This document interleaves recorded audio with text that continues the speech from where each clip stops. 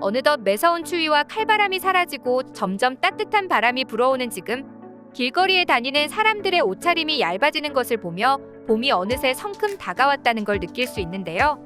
그런데 아쉽게도 동전의 양면처럼 봄은 황사와 미세먼지가 함께 걱정되는 계절이기도 합니다.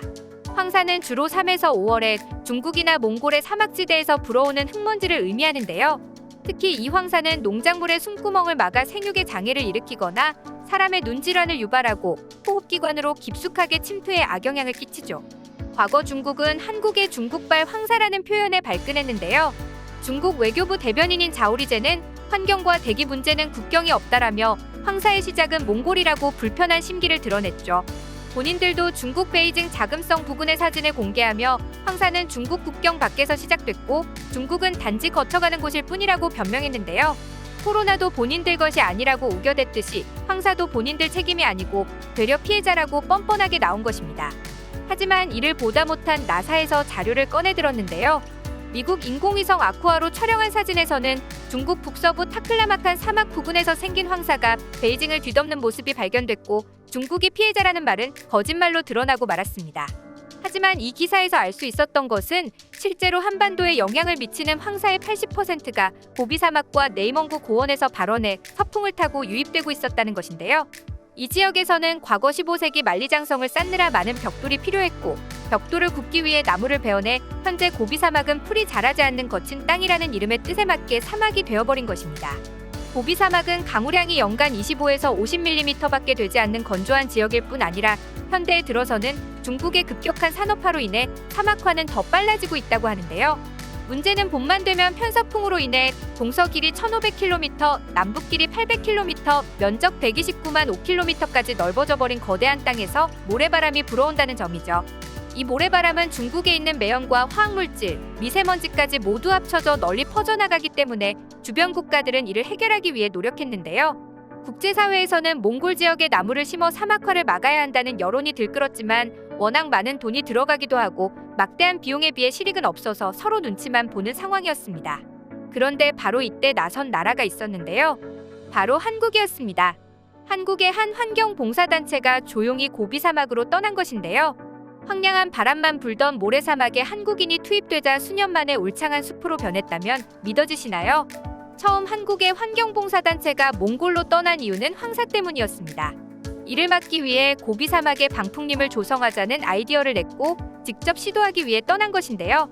몽골은 건성 냉대기후로 11월 초부터 4월 말까지도 영하의 추위가 계속되고 겨울철의 야간에는 영하 섭씨 45도까지 오가는 극악한 기후 특성상 한국처럼 나무를 심고 물만 주면 숲이 되진 않습니다.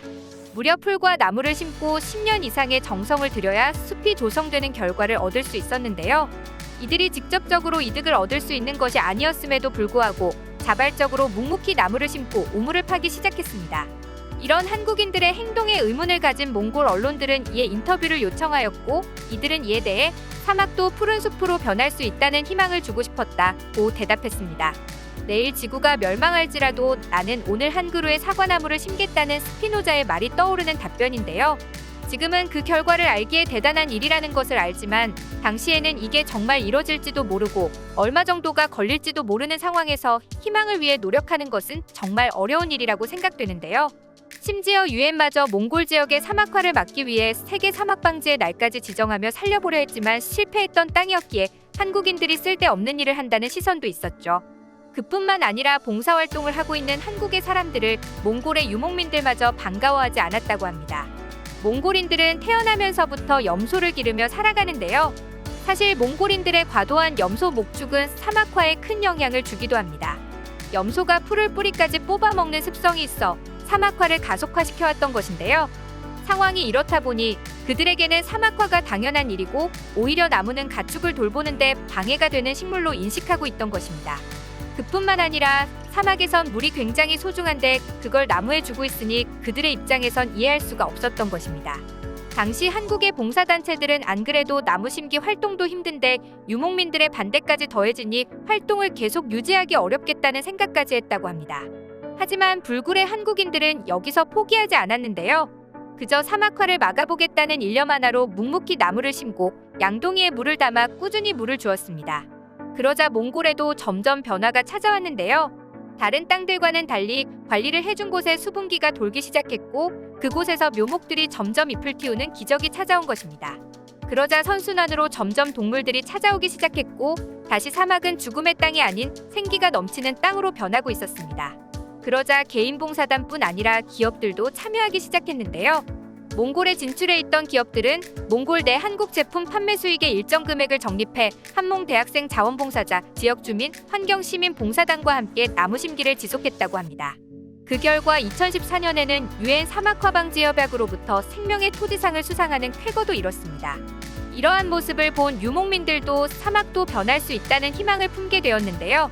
점차 이들도 사막의 나무 심기에 박차를 가하기 시작합니다. 처음 사막에 나무를 심는 한국인들을 보면서 쓸데없는 짓을 한다라며 빈정거리던 주민들도 하나둘 힘을 보태 양동이를 옮기며 물을 길어온 것인데요. 이를 본 환경단체들은 적극적으로 현지인들의 힘을 빌리고자 아예 고용을 하기로 했습니다. 그리고 염소 목축으로 돌아가지 않도록 월급까지 지급하기로 했는데요. 그곳에서 나고 자라 몽골의 환경을 잘 알고 있던 현지인들 덕분에 그들과 함께 심은 나무의 생존율은 95%까지 치솟았다고 합니다. 그 덕분에 사막화 방지 사업은 더욱 탄력을 받고 있었습니다. 이에 국제사회까지도 한국의 사막 나무 심기를 재조명하며 유럽의 유명한 환경교사가 환경교육의 장으로 고비 사막을 선정하기도 하고 세계 각국에서 지원 물자들을 보내주기도 했죠. 한국이 바꿀 수 있다는 것을 보여주자 함께 힘을 합쳐 사막을 바꾸는 데 동참했다는 것은 좋은 일이었지만 한편으로는 환경단체들은 또 다른 고민에 빠지고 말았는데요.